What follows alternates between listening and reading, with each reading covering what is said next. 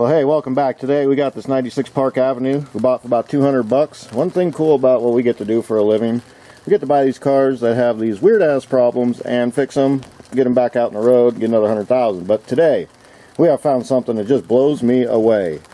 Yeah, the name of the video is Don't Do Brakes Like This. Well, I'm going to show you why. When the technician started tearing apart this side, this is what he found. This rotor. It looks like rotor. It looks like a little chewed up, right? Where's the other half of it? Gone. Like, in 20 years of doing this kind of work, I've only seen a split rotor once in a Toyota. Never seen it in a GM. This guy literally had to take this apart and put this part back on. And then, this is what the caliper looked like. This car has no brakes right now. We had no brake pressure. That's why we got it for 200 bucks. But the guy took the pad out and left this one in. And I don't understand. Like, how this guy could think that this was appropriate. It's a good thing he sold this car. He was not smart enough to own it. So anyway, I'm going to show you what the new rotor looks like. Let's look at that new rotor. Let's see what the old Delco box holds. Unbelievable. And this is just one tire. We haven't even got to the rest yet. This is what your new rotor should look like. It should be two pieces. Should have cooling vents. So I'm going to hold this up. All right, hold that for me. And show you what the old one looked like.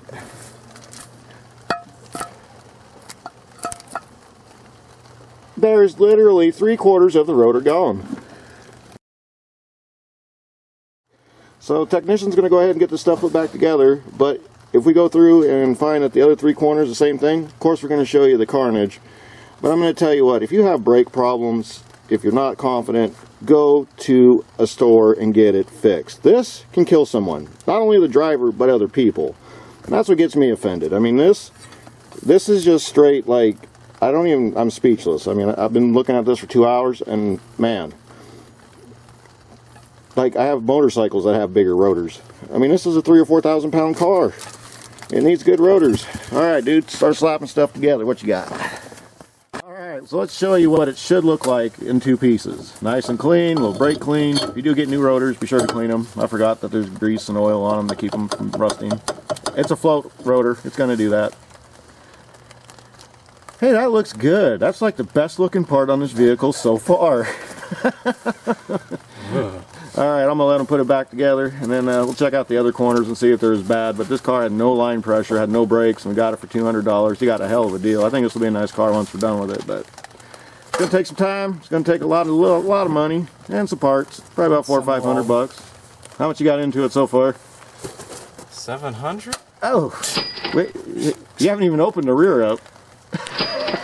Oh no, it's all the brake parts. Oh. Everything new. So you're hood and shit. Well, yeah. So you're undoing this guy's fudge muck. Because this car was in an accident. Gee, I can't figure out why. Look at that. Yeah, he destroyed the whole front of this car. But we fixed it. Got it. It actually shuts pretty nice now. I gotta say, Alex, you are a hell of a builder, man. When your own shit. Alright, I'm gonna sign off. If you see any other carnage, we'll show you.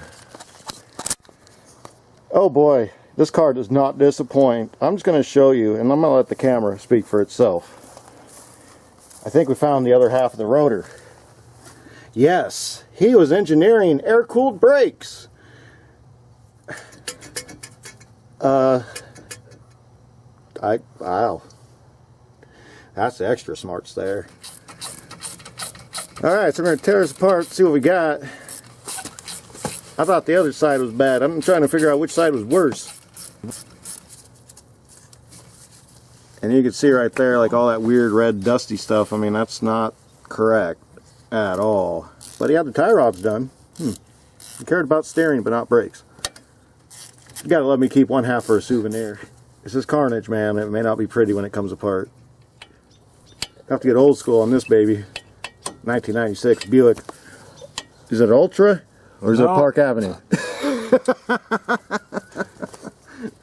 This may be why there's a legal requirement that you can't turn rotors too far down. Hey, there's a tool in action. That works good. Oh, this is annoying. Yeah. It's kind of tough to watch. My battery's going down. I thought this would just be like, 3 minutes off, good to go. 20 minutes later. I just want the one piece so I can go hang it on my wall. I'll tell everybody that's what it is. I'm going to tell them it's a fan. Oh no, it's all one piece? Ow! Hold on, let's get a picture of that. Wow! Chunky. Hey, wait, that's the inside pad though. Hey, wait, we got one inside pad. Hey, cool. That's pretty nice.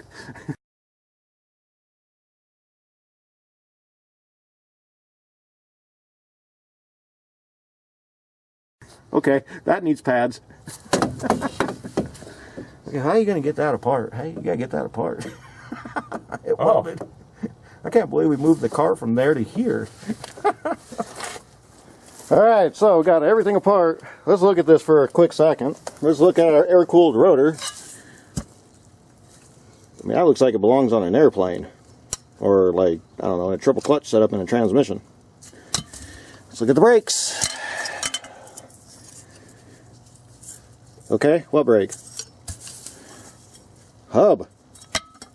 I think. I'm not certain. I'm not a car mechanic or anything, but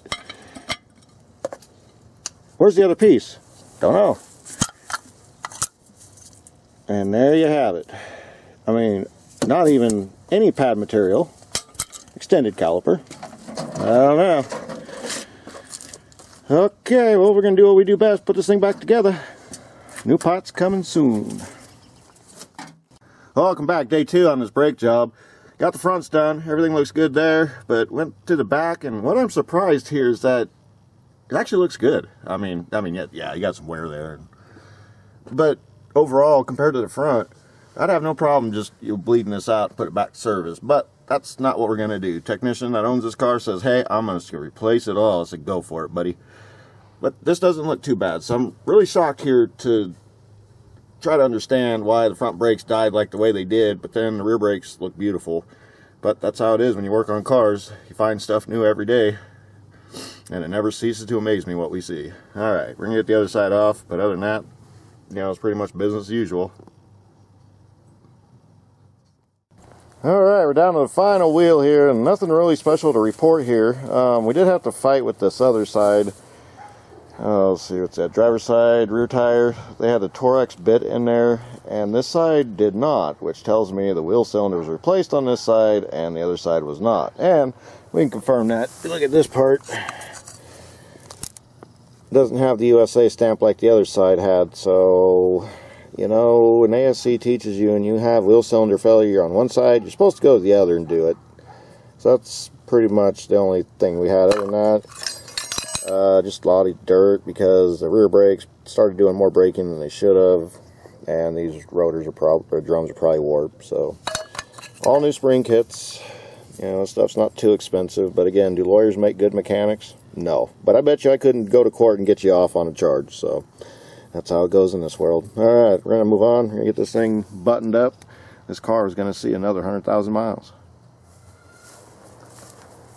Come down the final stretch, you can see it got all new parts on. Looks like a brake system again.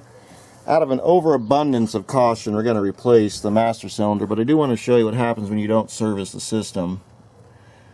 It looks yucky, and you know, I'm sure you could take it off and clean it, but the technician that's going to be buying this car says, you know what, I can replace it, and I'm going to. And that's fine, we can do that today. Other than that, getting down the line, Better Call Saul brake jobs, get fixed soon. Alright folks, got the Buick brakes working again. They're actually stopping on a dime. This thing's going to stop like a Cadillac and give you change, so that's pretty cool. But as we sign out, I'm going to show you something here. We're looking at the tire and trying to figure out, we think we found the rotor. Yeah, definitely found the rotor. The back tires didn't have this, but only the front did. That's molten steel. This thing actually got red hot, started throwing. Steel.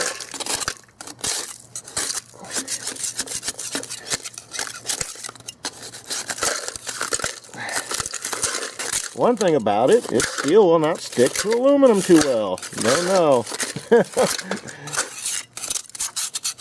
So what do we learn here, folks? If a lawyer lets his nephew borrow his car and then doesn't talk to the guy who owns the car and says the car's making weird noises, well, we just burn the brakes down. That's what you do, see? So I don't know. I'm going to leave this up to you guys to decide. Did the guy just not change the brakes and this just got burned down? You know, or do you actually take it apart and take the broken pieces off, put it back together? I don't know. Got a hub here. I've got one complete, somewhat of a rotor, but I mean, you know, that is what it is. But other than that, you know, went through the whole system, changed out the master cylinder just to be safe, and now when we hit the brake pedal,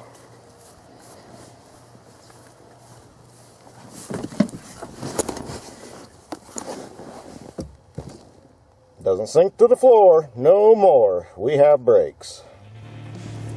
This nice Buick will be on the road again. Alright folks, well if you enjoyed the carnage, make sure you subscribe. We'll see you next time. Thanks for watching.